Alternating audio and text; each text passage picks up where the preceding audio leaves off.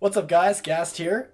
Today I'm showing my face to you because I have this lighting fixture set up. Before I want to try hard at this and end up making a really, impactful video with really shitty lighting, I'm just going to try things out by being lazy and answering some fan questions through Twitter. So I posted, ask me anything, it's going to be in a podcast, and here we are, the podcast live. So the first question is by Cold Ragnarok. How does it feel to live in a country that doesn't exist? Well, if you look high enough, I'm sure you'll find us. Bagoon asks, how much oatmeal do you eat? I actually cut down on oatmeal because I'm kind of I go through phases with oatmeal where I'm like really into it, but now I'm in that point where I'm not super into it anymore, so I'm not really I have maybe like one small bowl like every 2 days now, which is kind of bad because I still don't really eat that much. I eat more though, because I'm trying to put on weight. Say Force, why does Bloodlines have only one good boy? That's the ratio you gotta have. You can't have too many good boys. You can't have too many dogs, and you can't have too many pets. Otherwise, you'll start to pick favorites, and then they'll resent you for it. That's why there's only one. Nam2Siok, okay, asks, what aspects of Sacred Stones you think should change, improve for a future remake? I think that, well, the thing with FE8 is that I find it to be like a really pretty game with really pretty sprites and really great characters. The story itself is like, I think my friend described it as like a really traditional, like it was like a D&D quest to Fire Emblem. Very kind of had like the bells and whistles of like a fantasy world, and it had like MacGuffins and stuff like that. If they tried a little harder in the story and like the premise and stuff, which you can't really do anymore because it's like collect the 5 gems and then save the world type thing. It's a really generic story when you think about it, but because aside from the main characters, I think the rest of the characters are great. So I would say just make the story more interesting and not so much like a D&D game. Cameron asks, my prof is letting me play music quietly with earbuds during exams, and I have one coming up this Tuesday. What Fire Emblem tracks should I play while taking the exam? Fate from Fire Emblem Echoes, if you want to be really depressed because you know you're going to fail, that's a good one. Maybe A Knight's Oath because you know that you're going to be failing with your brothers, that'd be a good one. And maybe some depressing stuff from Awakening because you will cry because you aren't going to pass. But why would he even do that? That seems like counterproductive. Maybe he's like suspecting you're going to cheat or something. I don't know. Papster says, what are your thoughts on Fire Emblem Heroes? Do you still play it every now and again? You know, Fire Emblem Heroes has become one of those games where like I'd rather just see what's happening. Like, I'm really stoked that Eliwood's been power creep and he's going to be in the next Tempest Trial. But like, I know for a fact at this point, there's no reason for me to be like really hyped about it because A, I might like, I'll play some Tempest Trials or I'll get my friends to play on my account or something, and then I'll do nothing with Eliwood at all. I'll try to roll for like some heroes. If I don't, who gives a crap? I have so many level 40s that are just level, or I have so many 5 stars that are level 1, it doesn't even matter. I might pop it up again, but it's right now it's like so overwhelming and I don't have the time for that. I don't have the time for heroes no more. Especially now that you can't monetize videos because they take all your money with the songs and stuff, which is troubling. And it honestly is kind of depressing to do because it's fun to make money on the internet. But we'll get into that later. I'm sick, by the way. Rain asks, how majestic is Molder's mustache? It's friggin' amazing, dude. Are you paying too much So, are you paying too much for your car insurance? Asks, what are your thoughts on Kaze? I think that guy deserves to be in Heroes. He has a cool look to him. He was kind of relevant in the story. He's cool at. Niad asks, where is that Garrick cosplay at? I have his top. I have his headband ready to go. I have his jeans. I'm trying to work on the boots and the sword, but I'm getting really caught up in work and everything, so I'm not even sure if I'll be able to do the cosplay itself, but I'm still intending to go to Anime North. Yeah, Ben Morrison, what Fire Emblem game should be remade next? I'm gonna say, I think FE2 should be remade a second time. This time for the Switch and in HD and with supports, and yeah, that's what I think. On a serious note, though, I would say Path of Radiance. Or FE6. Honestly, if I could see FE6 with like good characters, that'd be sweet. Because I'd rather see like Roy being fleshed out than dealing with Ike again. Oh my god. Dohi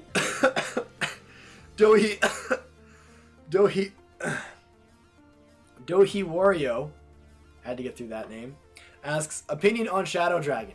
I feel it has gotten unfairly shrugged off by people due to the way it looks and lack of supports. After replaying it, I found it to be way more enjoyable than a lot of other games and has been one of my favorites in the series.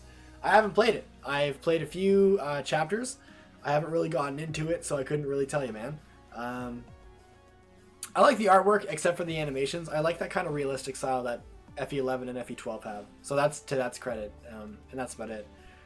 A asks, what do you think Solo a Star Wars movie will be like? Thoughts on Star Wars as a whole? Okay, so I haven't watched the trailer or anything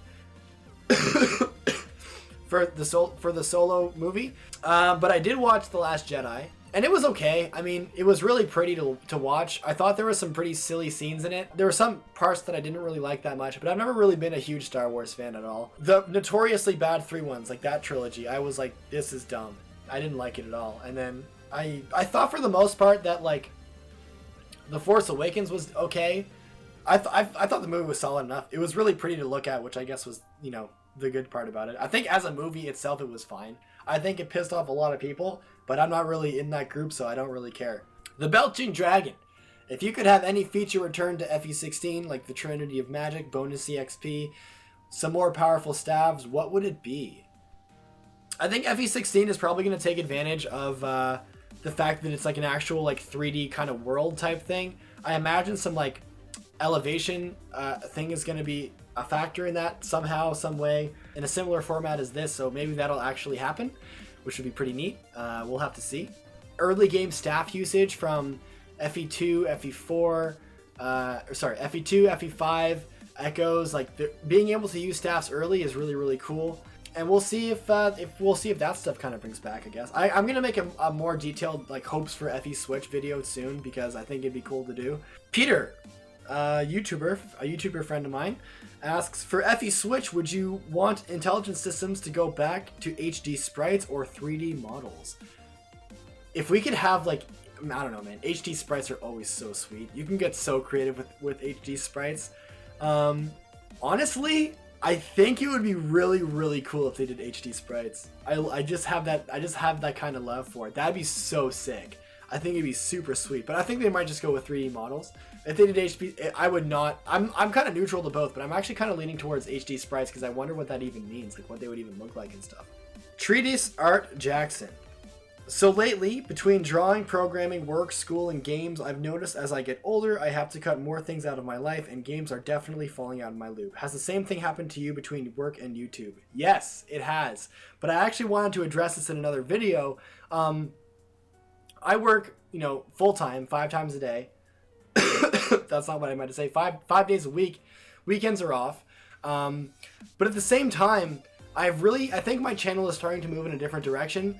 I don't really feel fulfilled, like, by making Let's Plays anymore. There's a lot of time involved. I really want to just get creative and stuff, and I feel like with the games I was Let's Playing, I couldn't really do that. Will that change with FE Switch? Probably. Will it change with some other projects I have in mind? Maybe. But for this moment, I want to just kind of see, like, I kind of have an income to afford to take risks regarding this, like, buying a lighting setup and buying a camera and stuff like that, and I want to try doing some new things. And we'll see how that ends up being, but I think it definitely has played an effect, but at the same time, it does give me, like, the thing is with having a job and doing YouTube at the same time is that now I have that financial security that I can, like, take my time and make a scripted video and then take me like 2 weeks and a half.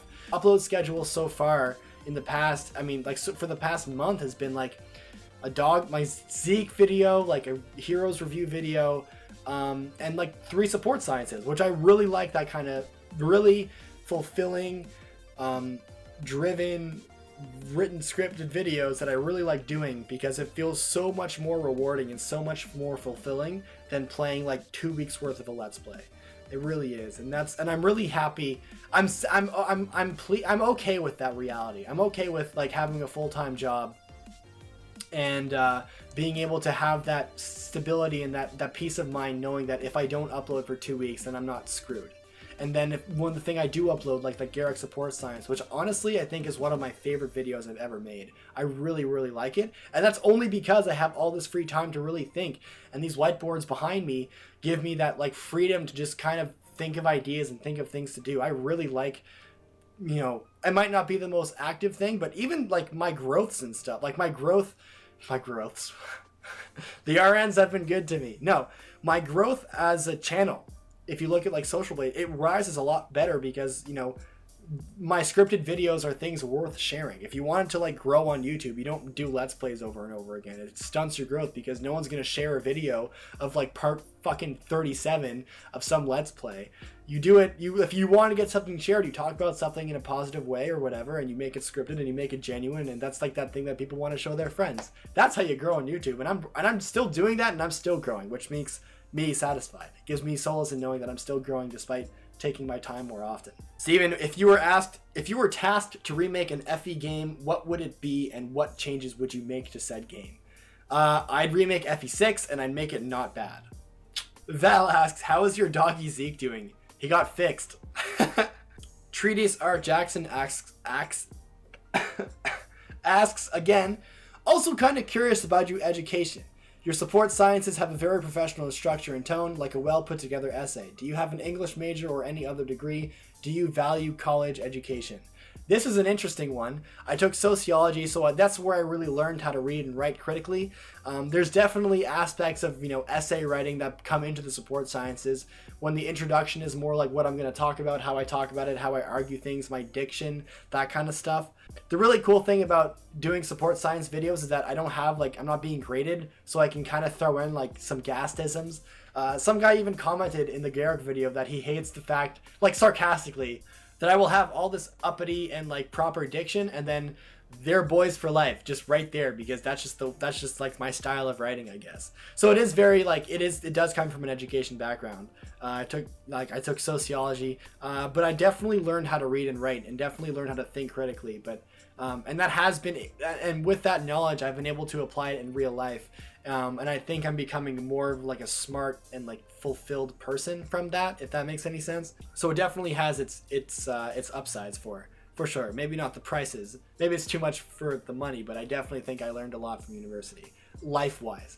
The experiences I learned in college was really helpful to become who I am today. How is your relationship with your parents? They just want me to call them more often.